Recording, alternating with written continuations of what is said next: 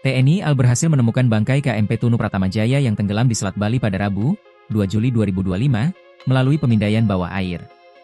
Berdasarkan visual dari drone bawah laut milik TNI AL, tampak bangkai kapal dalam posisi terbalik. Komandan Gugus Tempur Laut Koarmada II, Laksma TNI Endra Hartono, menjelaskan bahwa bangkai kapal ditemukan pada Sabtu, 12 Mei 2025, menggunakan KRI Spica. Untuk memastikan temuan tersebut, percobaan dilakukan hingga 4 kali, dan TNI AL meyakini kondisi badan kapal dari bagian bawah serta mengambil gambar lebih detail. Langkah selanjutnya, TNI AL akan melaksanakan perambuan pada titik referensi 8 untuk keamanan navigasi dan pelayaran di Selat Bali. Jarak dari LKK ke lokasi, objek, sejauh 3,9 km, tambahnya. Saat ini, TNI AL telah melakukan pengambilan sampel bawah air yang akan menjadi bahan referensi bersama tim gabungan untuk menentukan langkah kerja lanjutan.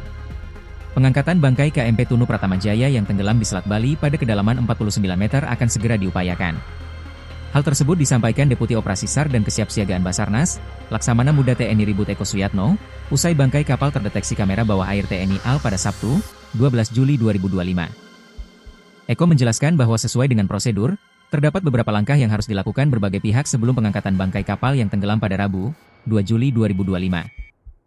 Langkah pertama, KSOP berkoordinasi dengan operator kapal terkait pengangkatan bangkai kapal dan administrasi secara tertulis sudah dilakukan, kata Eko, Minggu, 13 Juli 2025. Selanjutnya, Distrik Navigasi Tanjung Perak Surabaya akan mengeluarkan pemberitahuan maritim kepada seluruh masyarakat, khususnya pengguna laut di Selat Bali, yang melintasi area referensi 8, yaitu titik di mana bangkai kapal berada.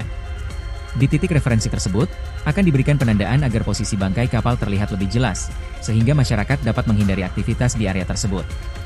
Agar tidak melakukan kegiatan di posisi tersebut seperti labuh jangkar atau memindah tanda posisi, tambahnya. Eko juga mengungkapkan bahwa Dinas Perhubungan terkait akan mengirimkan tim teknis untuk menyusun proses evakuasi, guna meminimalisasi hambatan.